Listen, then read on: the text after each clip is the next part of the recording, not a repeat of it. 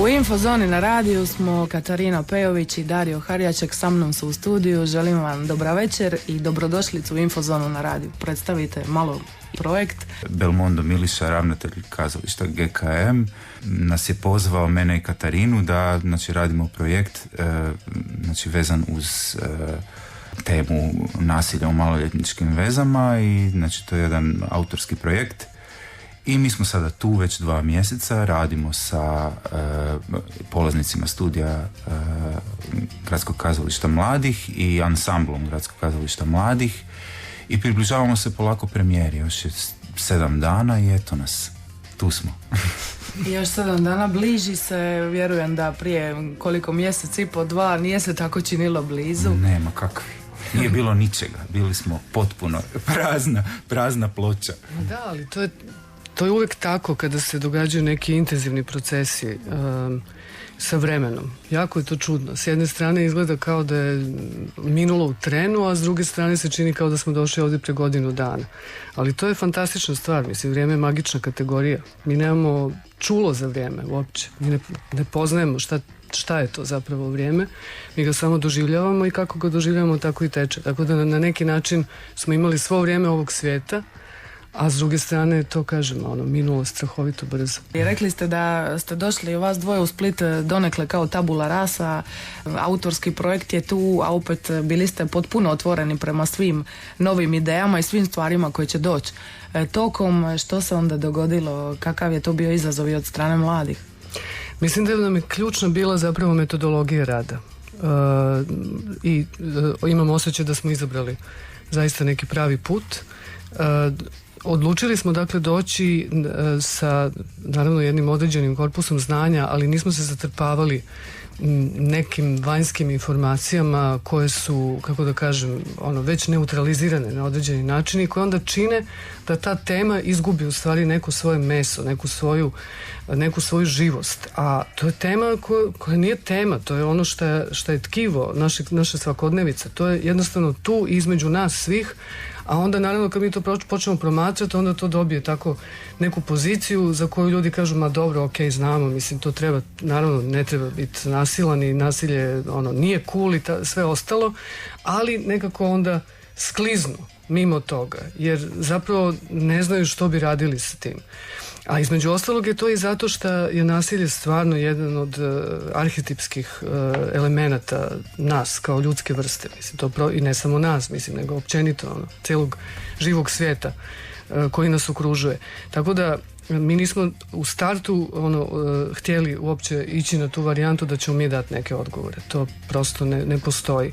Ali na neki način se odgovor sastoji u tome da se pitanja postave na drugačiji način od onoga na koji su postavljena do sada. Eto, to je neka, da kažem, velika ambicija koju imamo. Ako smo u tome uspjeli, fantastično.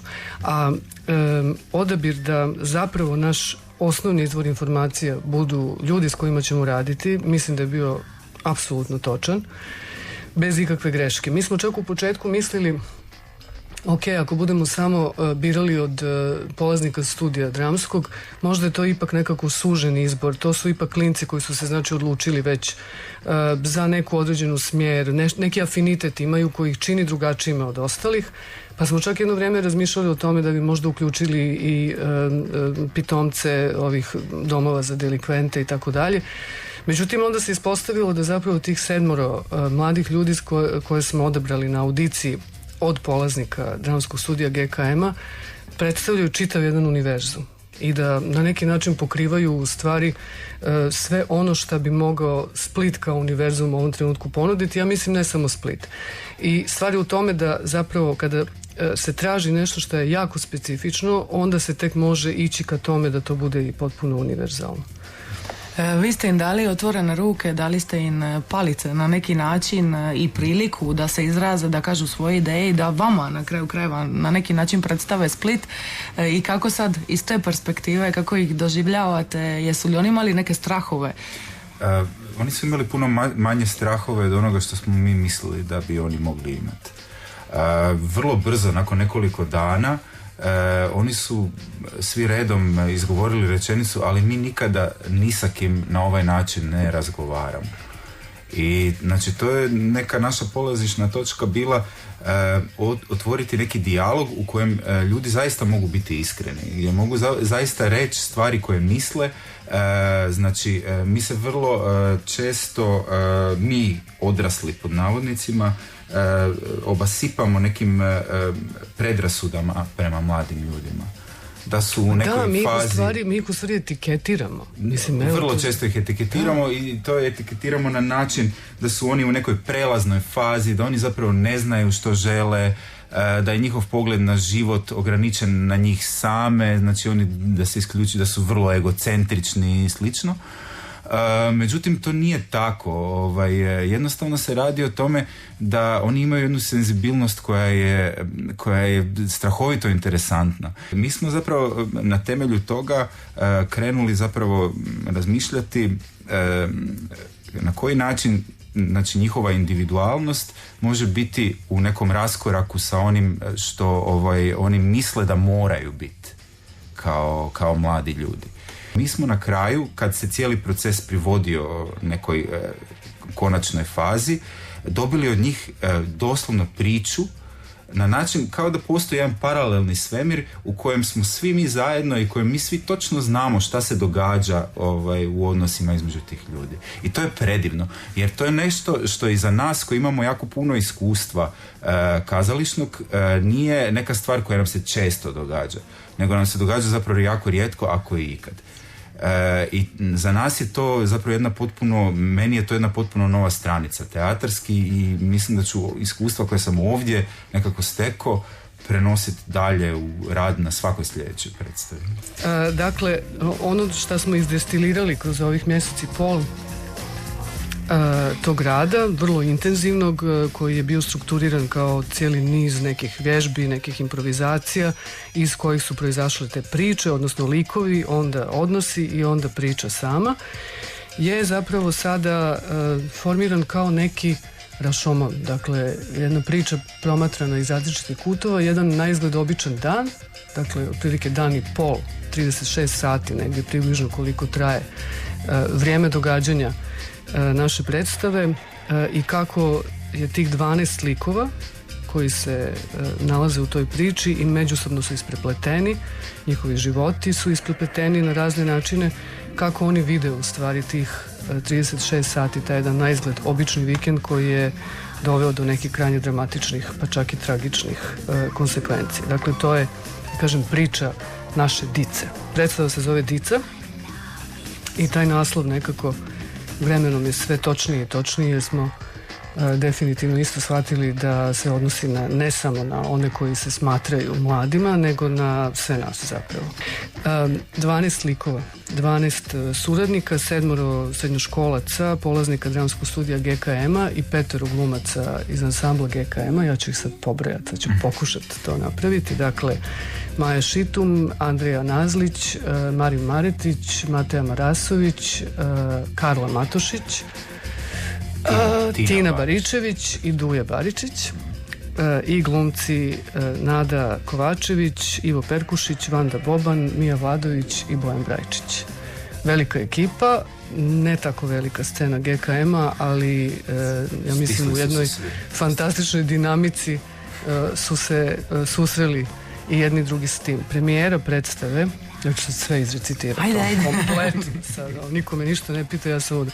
Premijera je 18.3., dakle točno za tjedan dana. Evo, idućeg tjedna u ovo vrijeme ćemo mi stajati iza scene i treperiti u iščekivanju u 8 sati i u narednih 10 dana, dakle nakon premijere, bit će 6 izvođenja tijekom ovih uskršnjih praznika.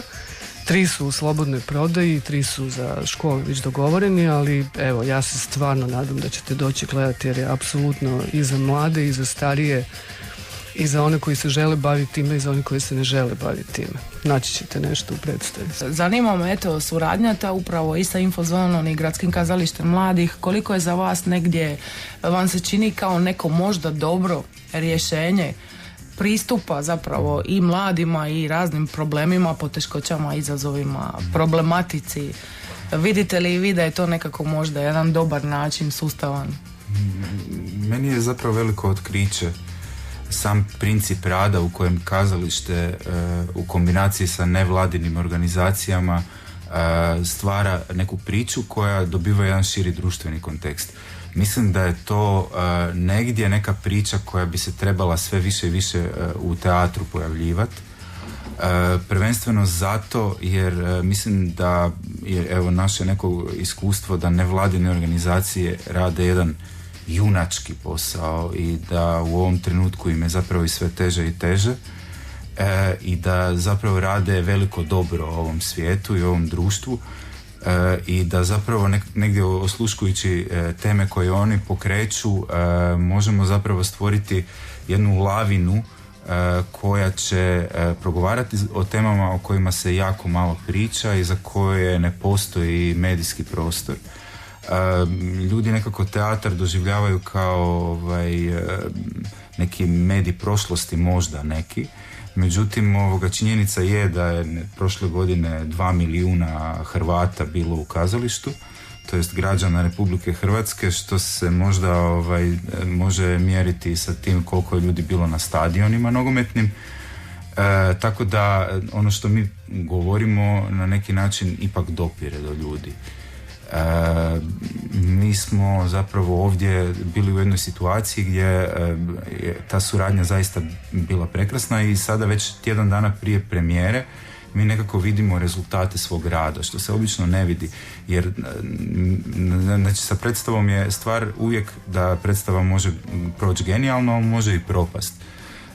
Međutim, taj glas, ta poruka se već nekako pojavila, mi sada svi pričamo o tome i samim time stvaramo jednu kolektivnu osviještenost i mislim da smo već neki posao time napravili, a sada sve dalje je bonus track. Ja se već zapravo dugo vremena bavim nekim kazališnim radom koji podrazumijeva i neki širi društveni kontekst. Između ostalog 11 godina sam vodila skupa s Borisom Bakalom Bacači sjenki. Tako da smo mi sami bili zapravo nevladina organizacija koja je onda surađivala s različitim kazalištima i tako dalje. I dakle na neki način živim tu ideju. Ovo ovdje što se nama dogodilo sa dicom se meni, ja mislim, nikad na ovakav način nije dogodilo, jedna takva sinergija, zapravo tako sklapanje svih elemenata i svih ljudskih faktora koji su u priči, a mislim da definitivno da to jest zapravo neki model po kojem kazalište moraju danas promišljati to što rade. Da li u suradnji sa nevladinim organizacijama ili ne, ali u svakom slučaju da moraju osvijestiti da uloga kazališta kao nekog hrama umjetnosti danas više nema nikakvog smisla. To da je predstava početak i kraj djelatnosti jedne kazališne institucije, kuće, ja ne vidim uopće da funkcionira na bilo kojoj razini. I to je sigurno jedan od razloga zbog kojih je kazalište kao medij danas doživljavano s takvim odbijanjem, pogotovo od mlade generacije, jer jednostavno nemaju podatak o tome šta će oni tamo raditi, zašto će oni tamo biti, ako je to dio neke inercije, da kažem, šire kulture, jel, kao treba ići u kazalište, ne treba ići u kazalište, zašto? Odnosno u kazalište naravno da je dobro ići, ali ne pod nekim imperativom. Kazalište može funkcionirati jedino kao neko društveno žarište, neko čvorište u kojem je predstava da kako centar, neka jezgra, ali kao centar agregacije zapravo, oko kojeg onda se trebaju otvarati sve teme i svi problemi kojima se bavi ta predstava i općenito repertoar jednog kazališta. I tako da mislim da ova predstava upravo označava neki takav princip i da je zbog toga to odlično. Zbog toga onda to. Naprosto je to. Vas dvoje ste isto tako, koliko ste se oduševili i tom sinergijom i svim što se događa u posljednje vrijeme i tim mladima, isto tako vas je oduševio i Split. Pa možda eto za kraj vidim da ste jako ugodno iznenađeni nekom aktivnošću splitskom koja nije možda, kako smo rekli, transparentna dovoljno. Da. Mislim da stvarno čovjeku treba neko vrijeme da uđe u sve pore Splita i počeli smo otkrivati taj neki drugi Split, ali i ovaj prvi Split nama zaista neko jako ugodno mjesto. Nekako doživljavam Split kao grad u kojem je život jako ugodan. Mislim da ljudi ovdje zaista nekako kvalitetno mogu živjeti, vezano uz, znači, ove neke elementarne ljudske potrebe, i mislim da je zaista prekrasan grad. I uživali smo kroz ova zadnje 2 mjeseca ovdje, jer smo se prepustili, znači, svim ljepotama koje on pruža. Ja sam došla u Split kao potpuni žutokljunac. Ja sam bila ovdje stvarno samo par puta, ono kao klinka u nekom prolazu. 2 puta smo gostovali ovdje sa predstavom Bacača sjenke, neku radionicu sam imala, ali zapravo uopće nisam imala neku ideju o gradu. I najbolja prijateljica moje mame je Splićanka, i onda je stalno pričala, kad sam ja bila klinka, to je bila kao glavna anegdota, kao o njenom didi i njegovim prijateljima. Oni se raspravljaju tako u jedno popodne, koji je lipši grad, Split ili Dubrovnik. I sad oni argumenti, jedni argumenti drugi, i u jednom trenutku njen dida prekine debatu i kaže: šta ćemo pričat? Da je Dubrovnik lipši od Splita, zva bi se Split, a ne Dubrovnik. I to je tako meni bila neka ideja kao, aha, dobro, to je poseban grad. Naravno, mislim, svašta sam imala kao asocijacije na Split, glupo je sad to govoriti, ono, Split je grad koji proizveo cijelu jednu kulturu, mislim, to je potpuno jasno, grad sa identitetom, ali ovo što sam ovdje zapravo ja srela u tom nekom direktnom susretu sa gradom, to je fantastično. Mislim, ja sam još uvijek u euforiji potpuno i zbog toga, tako da evo, Split ima jednog velikog fana, bez obzira što naravno sve vidimo i sve čujemo i pričamo s ljudima, pričamo s mladima, njima je jako teško, ali ruku na srce, tinejdžerstvo je najdramatičnije doba u odrastanju čovjeka. Prema tome, ono će uvijek biti teško. I u najboljim mogućim okolnostima. Naravno, lijepo je ako je društvo stabilno, ako ti mladi imaju u šta gledati i vidjeti. Hvala Bogu da je to nešto drugo. Ali da je teško, apsolutno je teško. I uvijek će se nalaziti u toj situaciji između čekića i nakovnja. Dakle, s jedne strane, taj sukob sa starijom generacijom koji ih etiketira, koji ih ne razumije, koji ih ne čuje, a s druge strane, taj imperativ neke uniformnosti, da pripadaju nečemu što su većina mladih stvorila, i zaista je jako teško biti u tome. Ali mnogo je ljepše biti u tome u Splitu nego na nekom drugom mjestu. Evo, ja vam stojim dobro. je lipo na nje, šta je. Puno vam hvala na gostovanju u Infozoni na radiju. Ja ću iskoristiti priliku pa još jednom pozvati svih da dođu 18.3. u GKM. Igraju dica. Dođite, podržite, vidite, oduševite se, pozovite prijatelje i onda u onih sljedećih 6 izvedbi nek dođu i oni. Biće još izvedbi do kraja sezone, ali evo, ovo je samo za početak, tako da će biti vremena, ali dođite svakako. Nakon premijere 18. sljedeći tjedan mislim da je jedno 5 izvedbi, tako da informirajte se i dođite.